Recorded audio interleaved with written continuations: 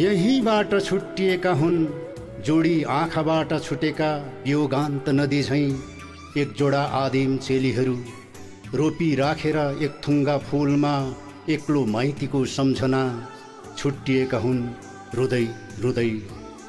ऋतु फर्किन्छ फेरि र बास बस्छ यहीँनिर, तर किन फर्किएन उसै गरी फेरि त्यो हातको आदिम स्पर्श।